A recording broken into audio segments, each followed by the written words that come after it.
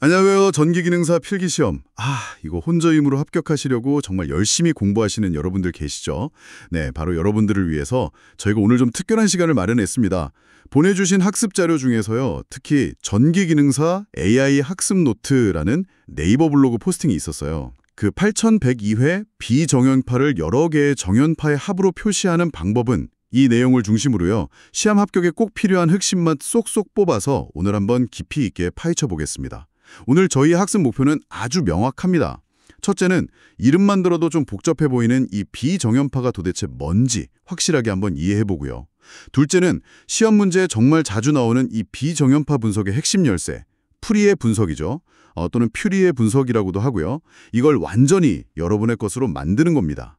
단순히 개념만 외우는 게 아니고요. 실제 문제에서 이걸 어떻게 써먹는지, 특히 관련된 공식이나 단위 변환 같은 거 있잖아요. V, A, 오메가 이런 거요. 이걸 활용해서 정답을 빠르고 정확하게 딱 찾아내는 실전 감각, 이걸 키우는 데 집중할 거예요. 준비되셨죠?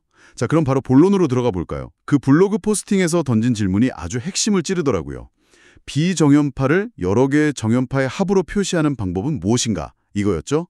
선택지로는 키르요프 법칙, 노튼 정리, 프리의 분석, 테일러 분석 이렇게 주어졌는데요. 다들 전기 이론 공부하시면서 한 번쯤은 들어보셨을 법한 그런 이름들이죠. 네, 맞습니다. 아주 중요한 질문으로 시작했어요. 왜냐하면 이 질문 자체가요. 전기기능사 시험에서 여러분이 만날 수 있는 실제 전력 시스템이나 전자회로에서 아주 흔하게 나타나는 파형이거든요. 그러니까 딱 떨어지는 예쁜 교류 파형이 아니라 좀 깨끗하지 않은 파형. 이게 바로 비정연파인데 이걸 어떻게 다룰 거냐 하는 아주 근본적인 문제인 거죠. 그래서 정답부터 딱 말씀드리면요. 문제에서 물어본 여러 개의 정연파의 합으로 표시하는 방법. 이건 바로 퓨리의 분석입니다. 퓨리의 분석이군요. 네. 그럼 이 퓨리의 분석이란 게 뭐냐?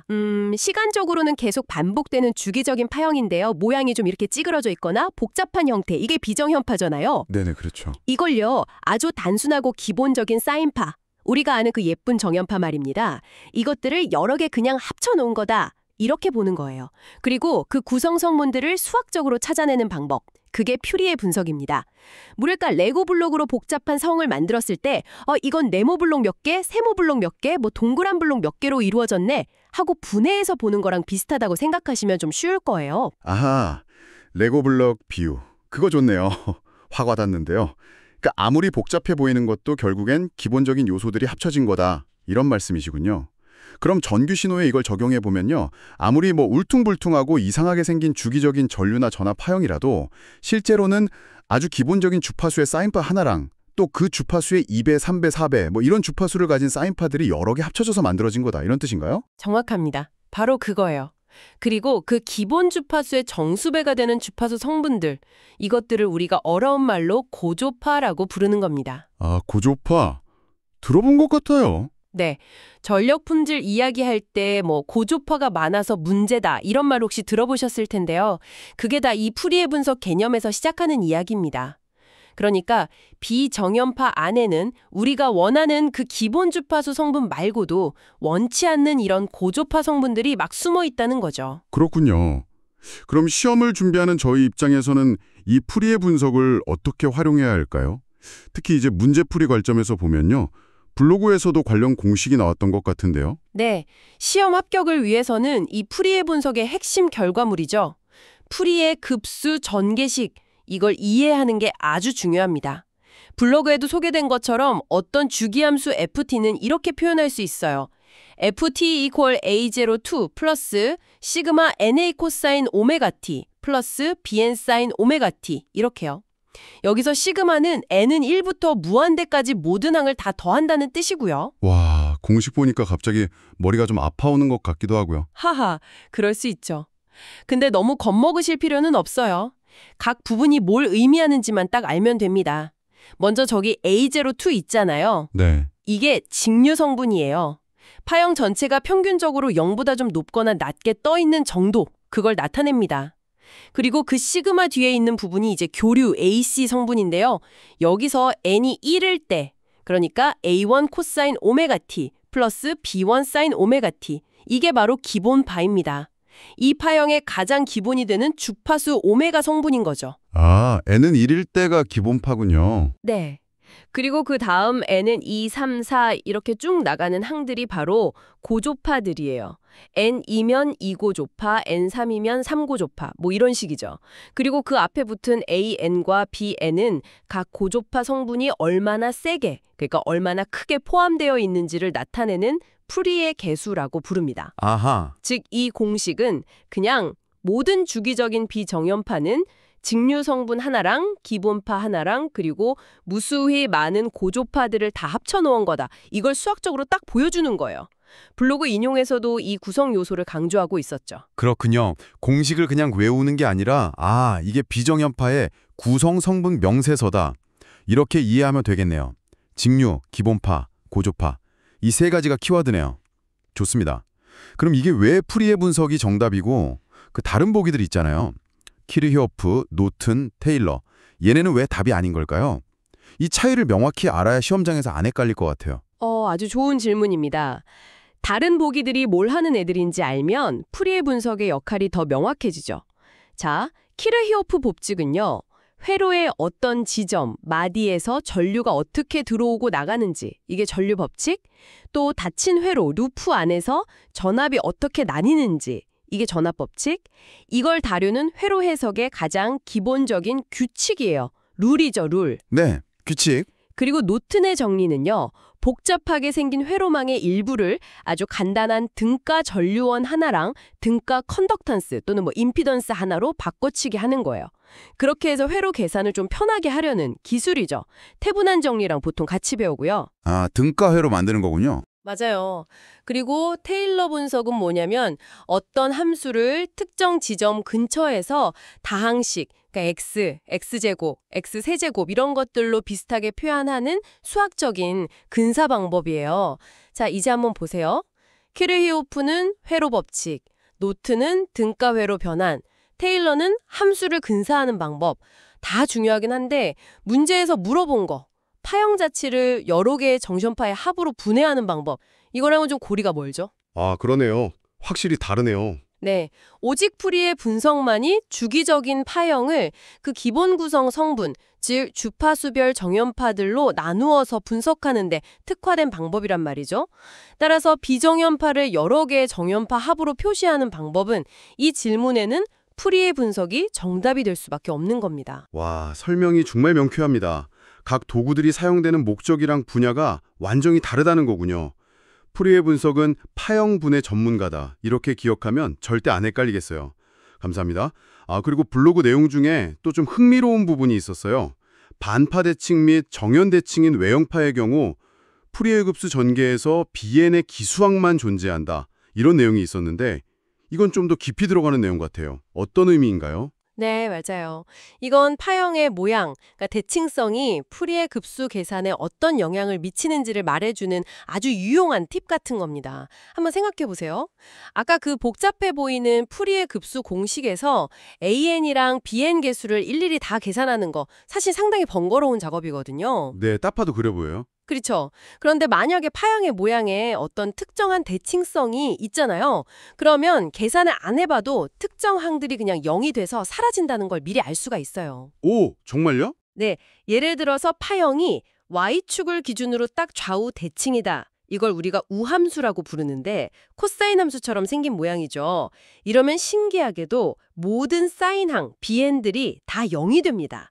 즉 코사인 항들과 직류 성분 A0만 남아요. 계산할 게 확 줄죠. 와, 반대로 원점을 기준으로 점대칭이다. 이건 기함수라고 하고 사인 함수처럼 생긴 모양인데요. 이러면 직류 성분 A0하고 모든 코사인 항들이 싹 0이 되고 사인 항들만 남습니다. 아하. 블로그에서 언급된 그 반파 대칭 및 정연 대칭이라는 건 또 다른 특정 대칭 주권을 말하는 건데요. 이런 대칭성을 가진 파형은 계산을 해보면 사인항 중에서도 n이 홀수인 항들, 그러니까 B1, B3, B5 이런 애들만 살아남아요. 그리고 짝수항 B2, B4 이랑 직류 성분, 코사인항은 전부 다 0이 된다는 뜻입니다. 와, 이거 정말 실용적인 팁인데요. 그럼 파형 그림만 딱 보고도 대칭성을 파악하면 이 파형은 짝수 고조파는 없겠구나 라든지 사인 성분은 없겠네? 이렇게 예측할 수 있다는 거잖아요. 복잡한 계산을 막 건너뛸 수도 있고 혹시 문제에서 이 파형에 포함되지 않는 고조파는 뭐 이런 지문 나오면 바로 답을 찾을 수도 있겠네요.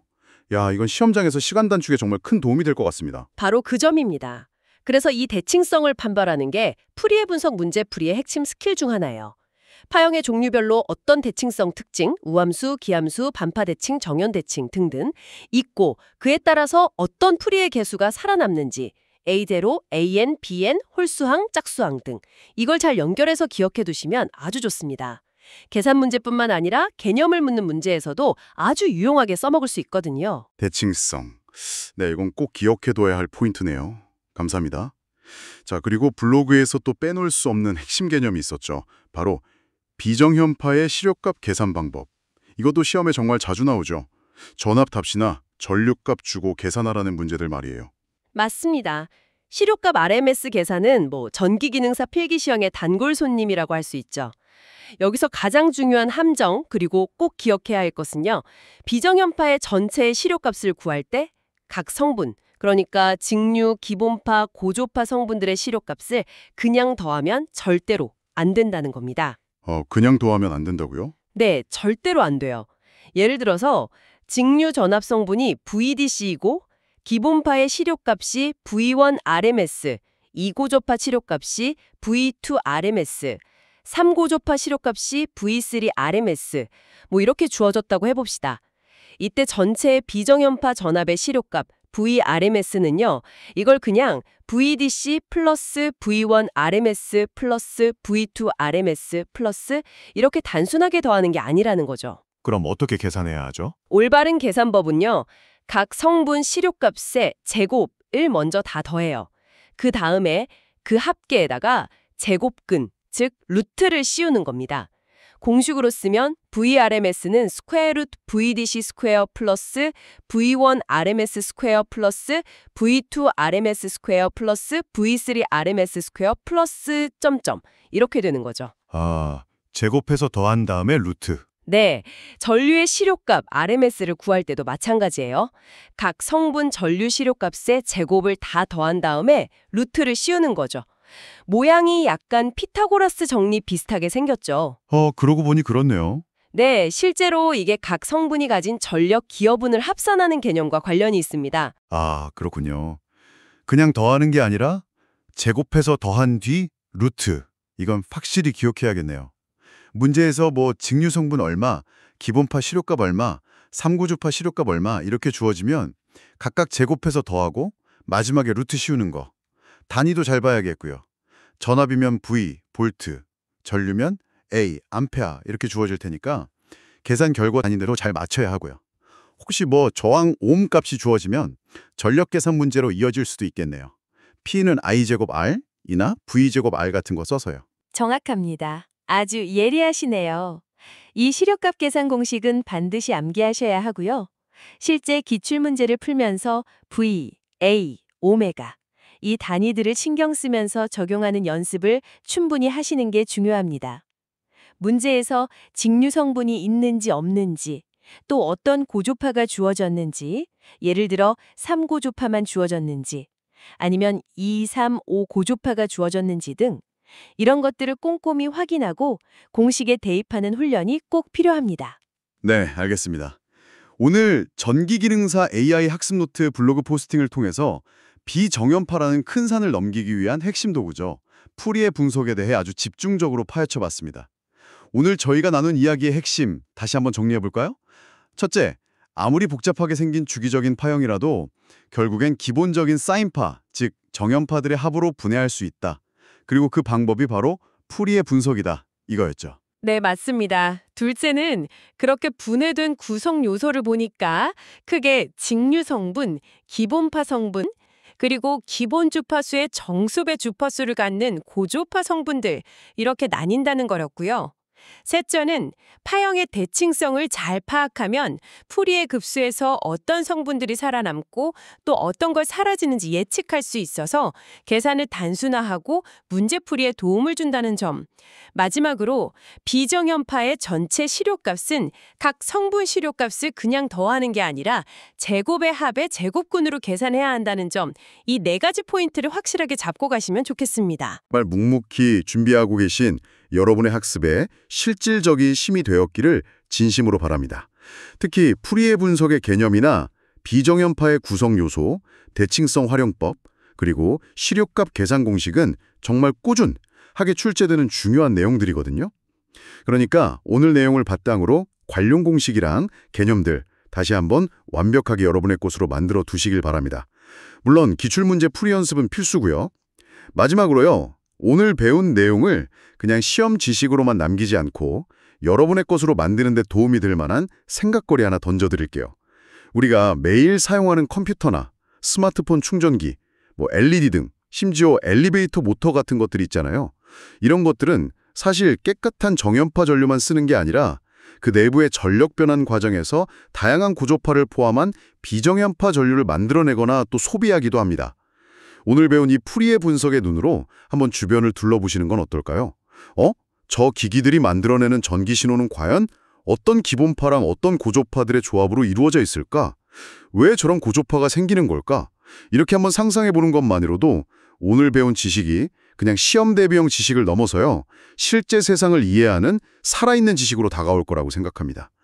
여러분의 깊이 있는 학습을 항상 응원하겠습니다.